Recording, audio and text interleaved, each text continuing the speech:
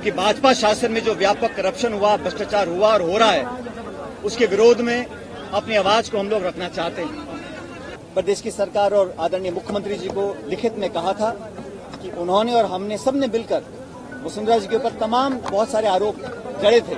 अब जब चुनाव में 6-7 महीने रह गए हैं, जनता के बीच दोबारा हमको जाना है, इसलिए मैं चाहता था कि इस पर हम कार्रवाई करें।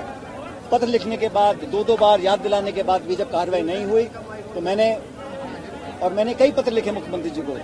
आमतौर पर जवाब आ जाता था, लेकिन इन 2 पत्रों का जवाब नहीं आया। तो मैंने आज इसलिए अनशन रखा कि वसुंधरा जी के कार्यकाल में जो तमाम गड़बड़ घोटाले हुए, जिन घोटालों को, भ्रष्टाचार को उजागर करने के लिए हम लोग सड़कों पर उतरे, जेलों में गए, हमने आंदोलन किए, उनको उजागर करने के लिए हम लोगों ने एक प्रतिबद्धता स्थापित करी थी। और अब जब हम सरकार में हैं और 4 साल से ज्यादा का समय बीत गया, मैं उम्मीद करता था अब तक कार्रवाई होगी, लेकिन कार्रवाई हुई नहीं। इसलिए आज मैंने उस सरकार के करप्शन जो मामले थे उन पर कार्रवाई हो, इसको लेकर आज अनशन रखा है। सचिन पायलट जी ने जो मुद्दा उठाया है करप्शन का, मैं उसके साथ सहमत हूँ। उठाने का तरीका गलत है, उसका एनालिसिस करूँगा कि कहाँ हम खड़े हैं, कहाँ गलती हमारी है, कहाँ उसकी गलती है। कई बार होनी चाहिए थी जो नहीं हुई, अब वैसा नहीं होगा, अब कार्रवाई होगी। मित्रों, ये पायलट जी कोई भी बहाना कर यहाँ पर धरने पर बैठ जाए, मगर समझ लो कांग्रेस पार्टी में मैं पायलट जी को भी कहने आया हूं, आपका नंबर पायलट जी कभी नहीं लगेगा।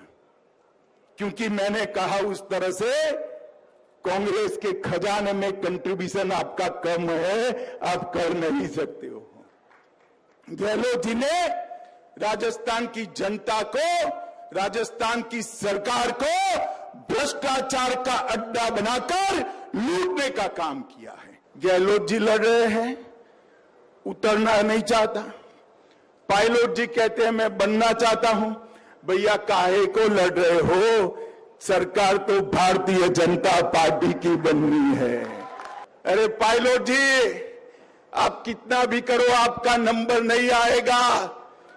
आपका कंट्रीब्यूशन शायद जमीन पर थोड़ा गहलोत जी से ज्यादा हो सकता है, मगर कांग्रेस के खजाने में गहलोत जी का कंट्रीब्यूशन ज्यादा है, आपका नंबर नहीं लगेगा।